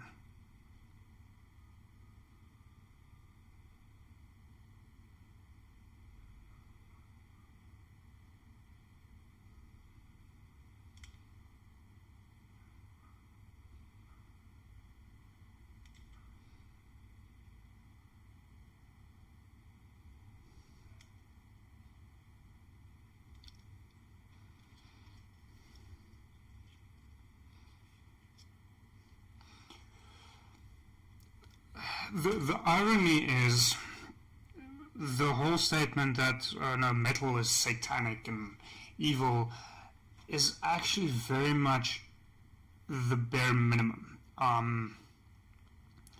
It gets a lot of attention because it is outspoken against conservative Christianity, which I know in the 1980s, when metal became this big issue, I mean, a lot of places were still very conservative Christian, and I mean, today in South Africa, South Africa is still a very conservative Christian nation.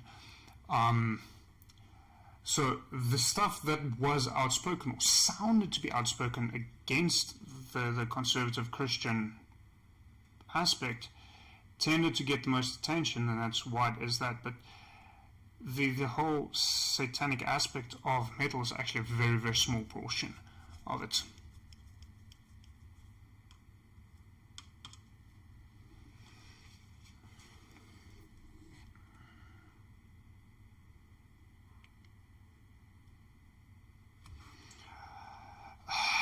It really depends on what you define by moral.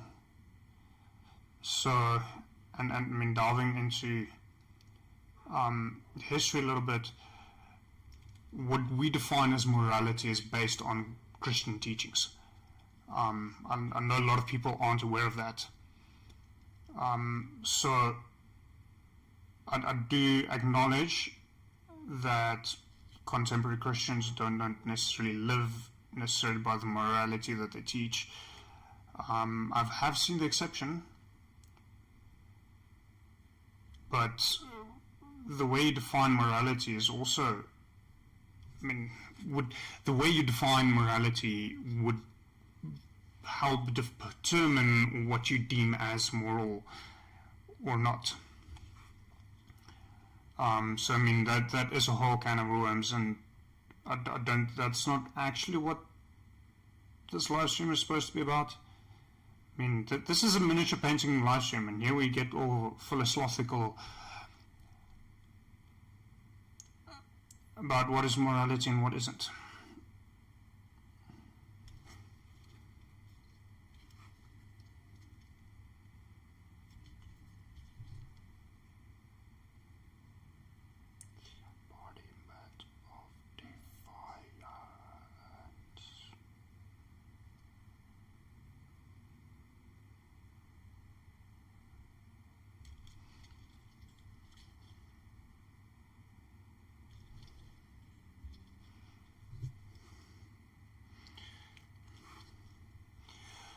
So, yeah, having grown up in a Christian household and gone to a Christian school,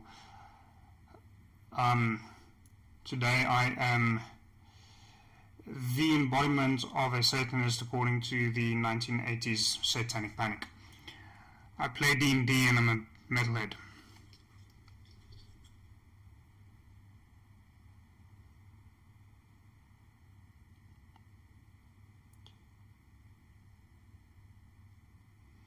But I've also done some research regarding specifically the D&D portion of the Satanic Panic, because I've had people asking me that question.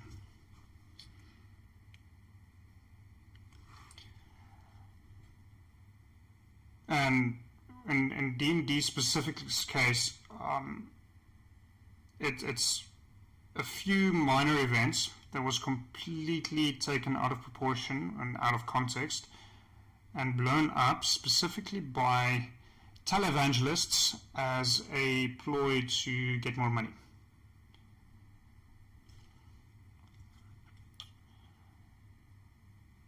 So usually when people tell me, oh no, D&D is so satanic, okay, based on what?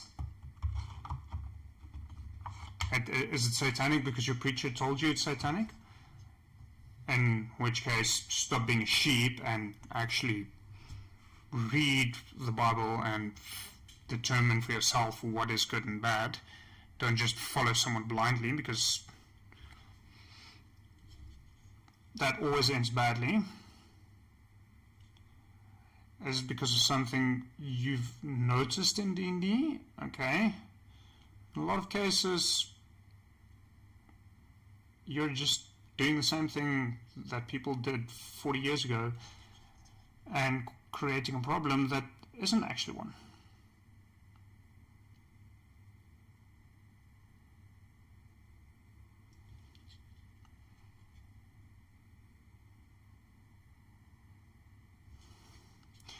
And then my favorite one is if me and a handful of adults sit around a table playing a pretend game is a threat to your faith, it says a hell of a lot more about your faith than us playing.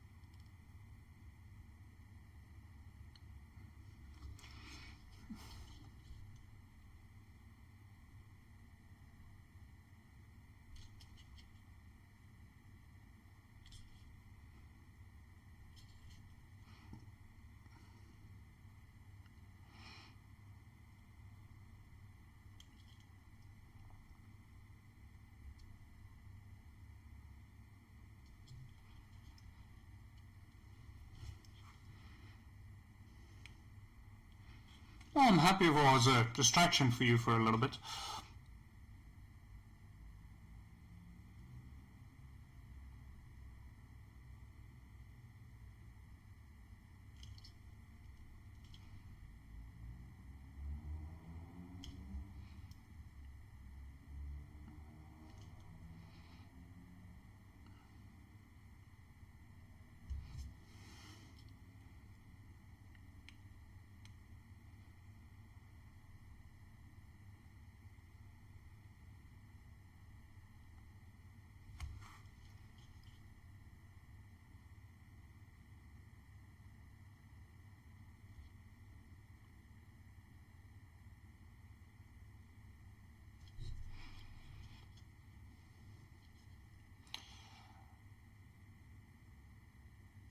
Yeah, so sadly, I have realized that unless someone is actually saying something to me, then also just hunker down and paint.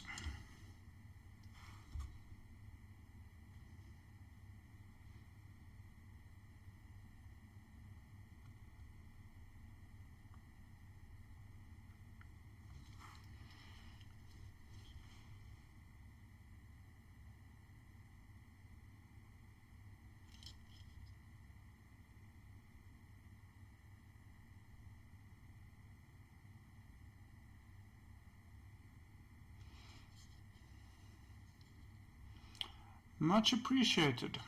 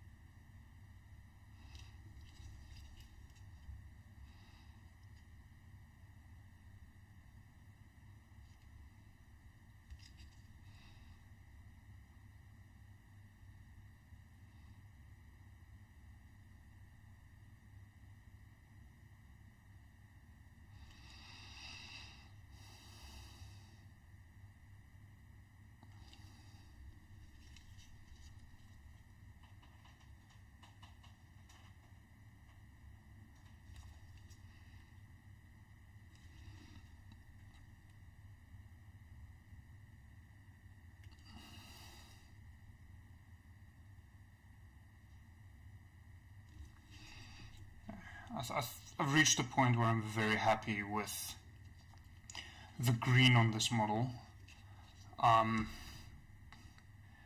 I've taken it to some of the highest points to a pure yellow, and I think it's absolutely brilliant. So I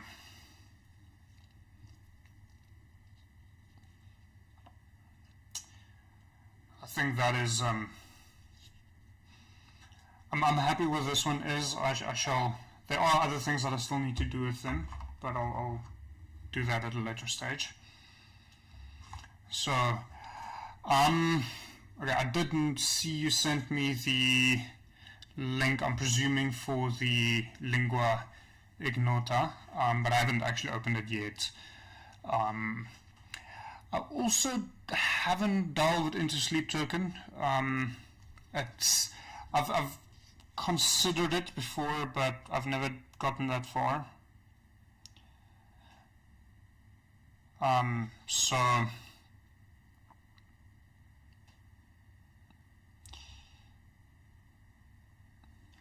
probably a mix between the two. I don't know.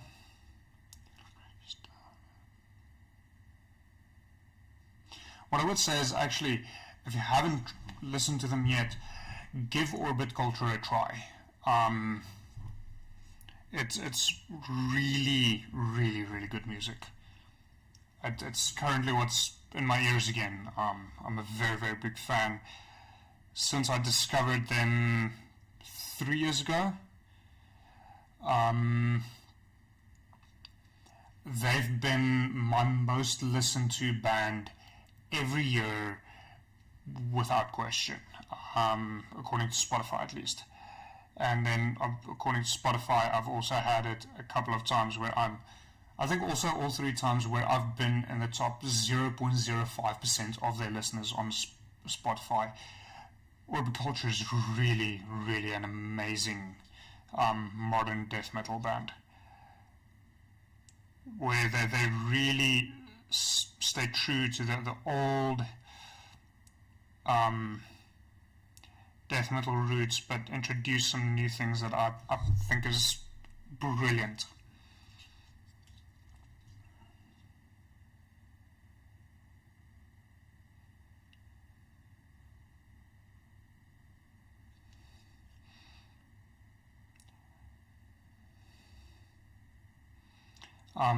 I would recommend SAW, SAW. If I can hear that or Mirror Slave, also a brilliant song, Mirror Slave, one word, and then the one I'm currently listening to, From the Inside. I'd say those 3 is probably your best starting points. It all crashes down from the inside. They're also one of those bands that, at least that I'm aware of, hasn't made a single bad song or a single bad album.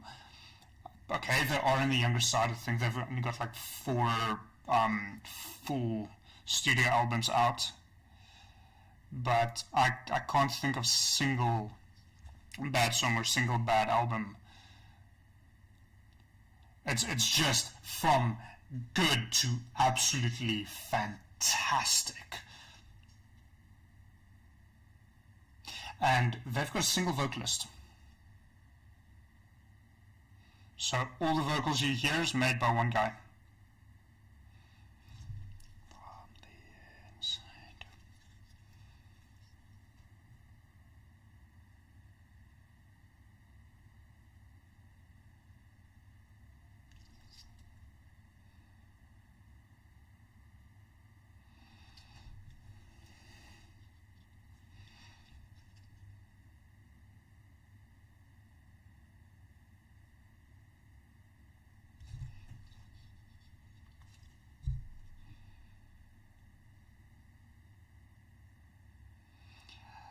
Classic death metal, but with that Swedish, that Gothenburg twist was so melodical. Oh.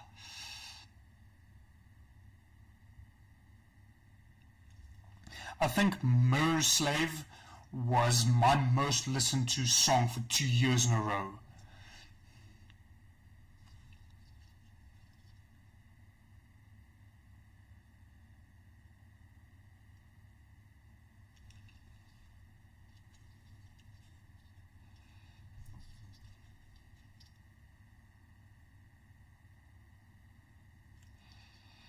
Yes, absolutely. I'm actually considering just jumping over to them and just carrying on with them for the rest of the evening, because they are so phenomenally good at what they do.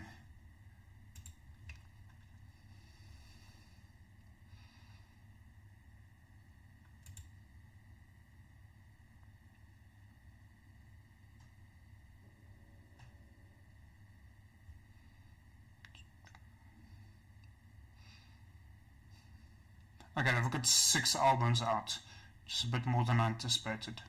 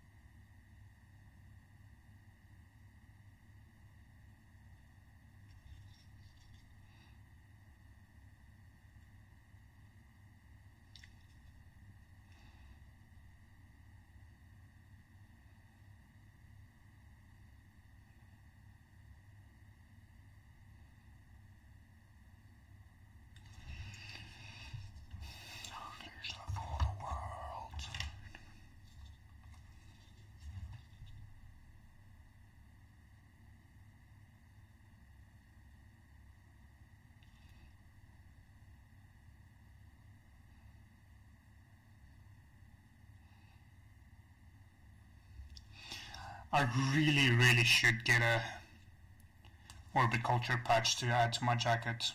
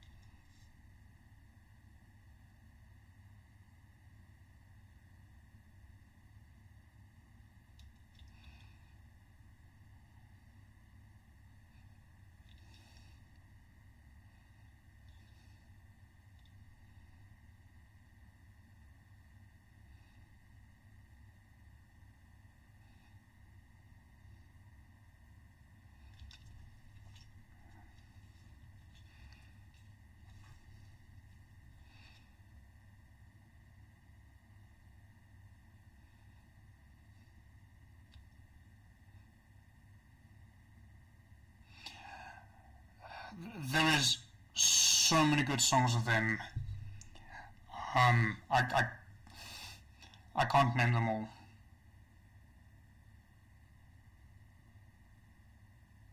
And I'm always so very excited when they start releasing new music.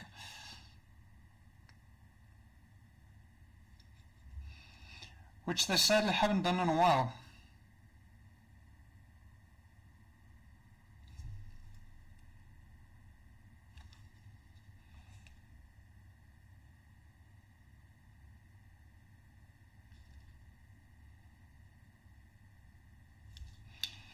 There's another song.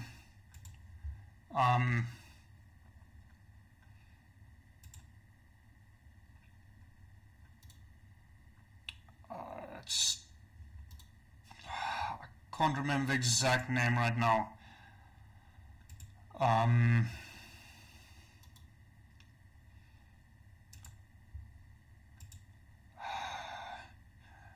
Son of All. That is the first song I heard of Orbit Culture, and that sealed the deal for me. It's, and I mean, if you listen to Son of All, that is a powerful song. First song to hear to a band. I mean, I wish I could go back to that day and just experience that again, because it is chef's kiss. It is beautiful.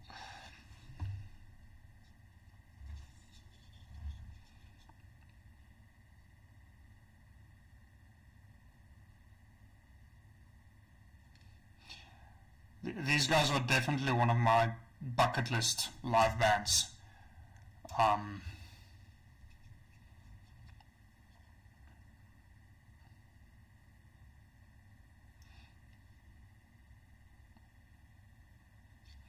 They've taken a couple of the great names, like Metallica, like Gojira, like Monomorph, and mixed them all so beautifully.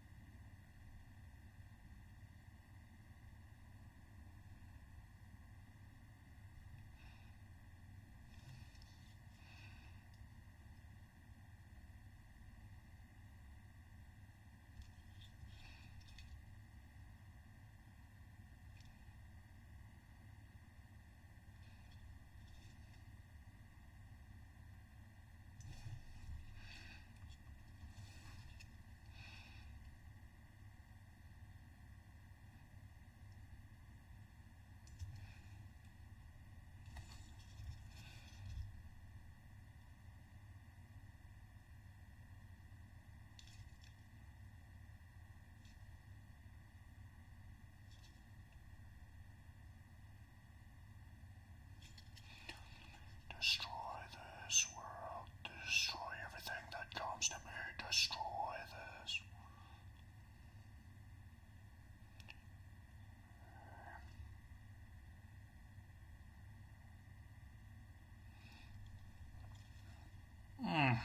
Okay.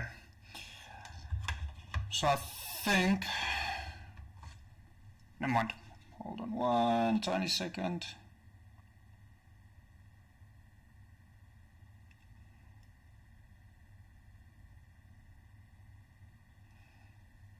Yeah, no, I'm happy with this one.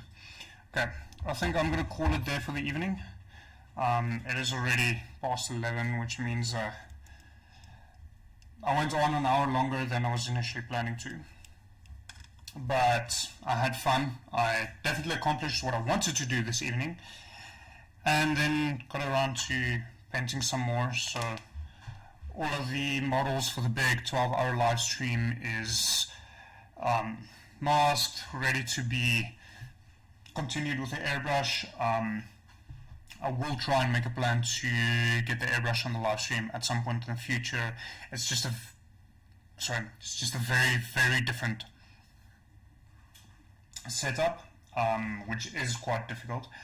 So, but I want to try getting that on the live stream as well. I know there are people that did ask for that in the past, so I'll see what kind of plan I can make regarding that. But for now, I'm gonna do these off camera during the week, and then Thursday I'll be live streaming for 12 hours straight. I've no idea how exactly that's gonna look in terms of getting drinks and getting food, because 12 hours straight, it's gonna be brutal. Thank you for joining me. I think the conversation tonight was fun. It wasn't miniature related, but it was definitely fun.